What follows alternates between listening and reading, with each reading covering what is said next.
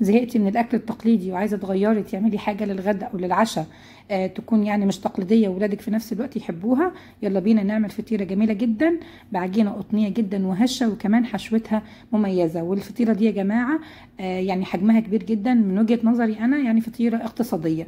يلا بينا ندخل على طول على الوصفه من الغيش كتير. بس ما تنسيش لايك وشير واشتراك في القناه وفعلي الجرس علشان يوصلك كل جديد. اول حاجه هنبدا بيها ان احنا هنتبل الفراخ بتاعتنا. دول صدر ونص من الفراخ متقطعه مكعبات، طبعا متنضفه كويس جدا ومتقطعه مكعبات بما يعادل 360 جرام. الفراخ من 360 جرام ل 500 جرام على حسب امكانياتك. تمام. هنبتدي نتبل الفراخ نص معلقه صغيره من الفلفل، نص معلقه صغيره من الملح، ونص معلقه صغيره من السبع بهارات او اي بهارات مشكله، ونص معلقه صغيره من البابريكا، وكمان هضيف ربع معلقه صغيره من الروزماري ونص معلقه صغيره من الزعتر. هجيب كمان فص ثوم كده كبير وحلو وهفرمه كده فوق الفراخ علشان يدخل مع التتبيله ويبقى الفراخ طعمها حلو. تمام. هقلب البهارات مع او التوابل مع الفراخ، وهضيف كمان شويه كده من الزيت علشان يساعدوا ان التوابل تلزق كده على الفراخ والفراخ تتشرب كويس قوي من التوابل. وانا بحب يا جماعه اتبل الفراخ، هنتبلها كده نسيبها نص ساعه ولا حاجه على بال ما نعمل العجينه بتاعتنا علشان الفراخ تبقى شاربه كده من التتبيله ويبقى طعمها حلو يعني. تمام. هنركنها كده على جنب ونبتدي نعمل العجينه بتاعتنا. في بولة المكسر هنزل بكوبايه من الميه 250 ملي ميه من الحنفيه، احنا دلوقتي في الصيف يعني. وبالمعلقه دي المعياريه عايرت كل المكونات اللي جايه دي، معلقه كبيره من الخميره ومعلقه من السكر، وهقلبهم كده مع بعض وهسيبها على جنب لو انا مش متاكده من الخميره بتاعتي، لكن لو متاكده يعني هعجن على طول. هروح لخليط المواد الجافه، هنزل ب3 معالق معياريه من اللبن البودر على 3 كوبايات ونص من الدقيق وعليهم نص معلقه صغيره من الملح. هقلبهم كويس كده مع بعض، وهروح بقى لبولة المكسر هنزل على المواد السائله ببياض بيضه، ده بياض بيضه، وهنزل عليهم كمان بمعلقه كبيره معياريه من الخل. هقلب بياض البيضه والخل مع بقيه المكونات، وهنزل بنص كميه الدقيق. طبعا لو انت هتعجني على ايدك هتتبعي نفس الخطوات، نص كميه الدقيق وهقلبها كده بالمعلقه، وبعد كده هضيف النص التاني وهعجن في العجان عادي جدا. طبعا لو هتعجني على ايدك راعي ان انت لازم تخدمي العجينه بتاعتك كويس جدا. تمام. العجان كده كده بيخدم العجينه يعني، فانت على ايدك اخدمي العجينه كويس جدا. عايزه عجينه حلوه وهشه وقطنيه لازم تخدمي العجينه. هبتدي دلوقتي اشغل العجان على السرعه البطيئه الاول، وبعد كده هعلي السرعه لحد لما العجينه تلم معايا.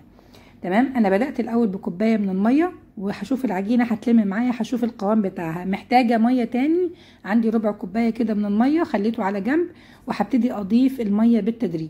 وانا هسيب لك كل المكونات، يعني اخدنا ميه قد ايه وكل المكونات في صندوق الوصف بالجرامات وبالكوبايه زي ما احنا متعودين.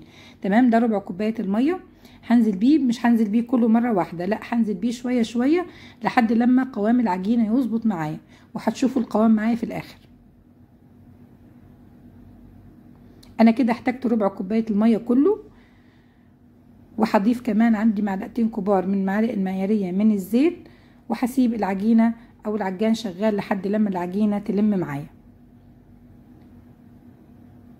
احنا كده خلصنا، وده قوام العجينه زي ما انتم شايفين، عجينه يعني سائله شويه او مفتوحه، لازقه في سلاح المكسر، وكمان لازقه في قاع البوله بتاعه المكسر.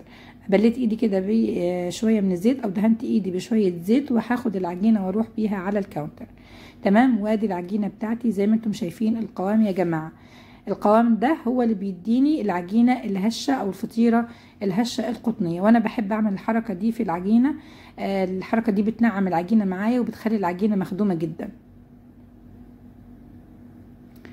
هكورها كده وانزل بيها في بوله مدهونه بشويه من الزيت، وهغطيها ببلاستيك راب واسيبها على جنب لحد لما تخمر وحجمها يتضاعف. هي مش بتاخد وقت طويل، طبعا احنا في الصيف فمش هتاخد معانا وقت طويل. اول ما تلاقي العجينه بتاعتك اختمرت وحجمها تضاعف هي تبقى كده جاهزه. تمام. على ما العجينه بتاعتنا تخمر هسوي الفراخ بتاعتي. طاسه على الزيت فيها، طاسه على النار فيها زيت يسخن جدا، وهنزل بالفراخ وهقلبها كده لمده 10 دقايق تستوي في الميه بتاعتها، ولو احتاجت شويه ميه سنه ممكن اديها شويه ميه. تمام. اول ما الفراخ تستوي معايا هنزل بالبصل، هقلبه كده مع الفراخ لحد لما يدبل ويبقى شفاف معايا.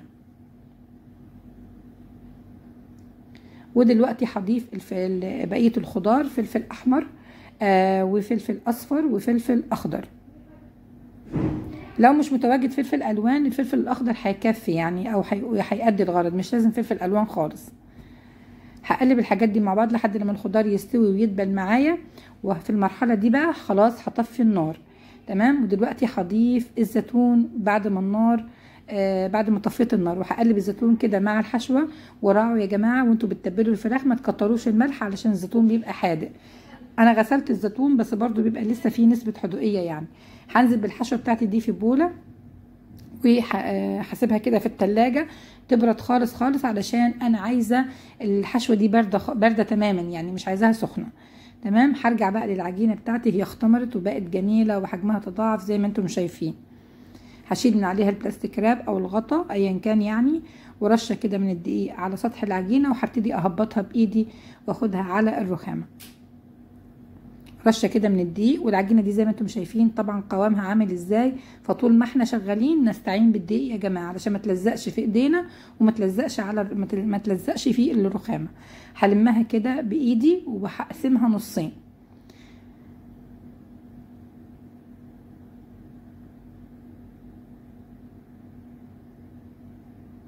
هقسمها نصين قد بعض، علشان طبعا احنا هنعمل الفطيره بتاعتنا بتبقى من تحت ومن فوق وفي النص الحشوه. تمام. هكورهم كده وهركنهم كده على الرخامه، واشتغل في واحده واسيب التانية كده لحد لما نخلص الاولانيه.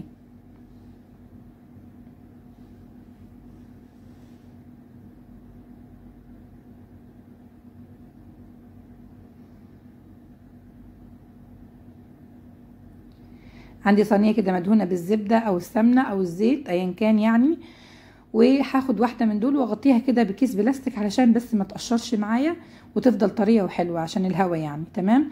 وهبتدي اشتغل بقى في اول واحده. هبططها كده بايدي وبالنشابه يعني، دايما طبعا راعي ان انت بتبقي رشه دقيق تحتها وفوقيها، وبالنشابه افرديها كده قد قطر الصينيه او اكبر شويه يعني، علشان العجينه اللي بنسكنها على الصينيه او يعني بتكش معانا او بتلم. تمام. يبقى هنفردها بقطر اكبر سنه بسيط او شويه بسيطه من قطر الصينيه، وهرفعها كده بالنشابه ومساعده النشابه يعني، وهنزل بيها في الصينيه بتاعتي اللي مدهونه. تمام. اسكنها كويس كده في الصينيه، افردها يعني اشدها، واعمل لها حرف كده بسيط خالص.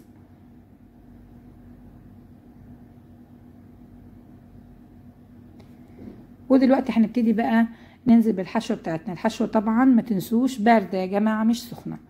تمام. هوزع الحشوه كده على الفطيره بتاعتي في النص كده، بس ابعد شويه من الاطراف. بعد كده هنزل بقى بالجبنه الموتزاريلا الكميه اللي تحبيها او اللي متوفره عندك. ممكن تنزلي بميكس جبن جبنه رومي اي حاجه يعني. تمام. هركن الفطيره دي على جنب، وهفرد بقى اللي هو الدور اللي فوق او الحته الفطيره اللي بتبقى من فوق اللي هنغطي بيها. هفردها برضو بنفس القطر. تمام.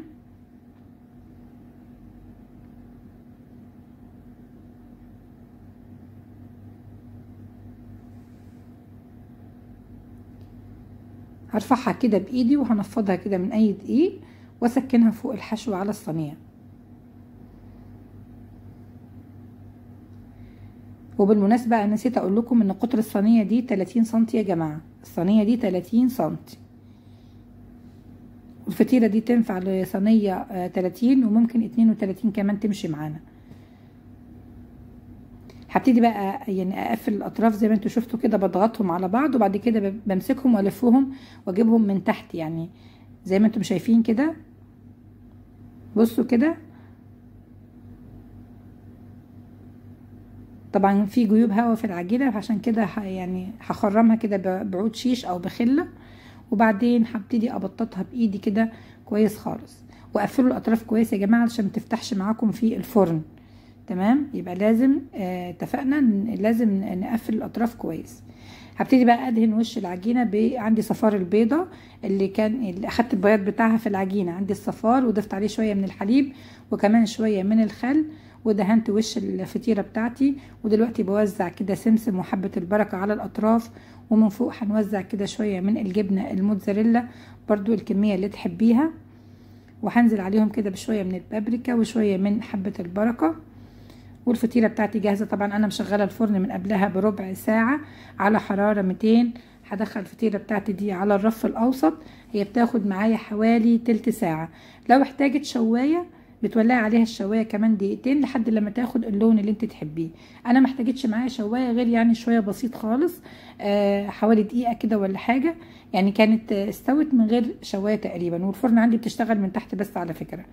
وده كان شكلها احلى فطيره في منتهى الجمال يا جماعه، يعني مش عايزه اقول لكم على جمال الفطيره دي، ومشبعه جدا وهتكفي كل، يعني لو عدد افراد اسرتك حتى لو كنتوا 6 مثلا هتكفيكم تمام، لانها كبيره. يعني هي مش واضح انها في الصوره ان هي كبيره، بس هي كبيره يعني. وده شكلها لما فتحتها من جوه في منتهى الجمال. يا رب الوصفه بتاعتي تكون عجبتكم. ما تنسونيش بقى في اللايك والشير والاشتراك في القناه، واشوفكم في فيديو جديد قريب. والسلام عليكم ورحمه الله وبركاته.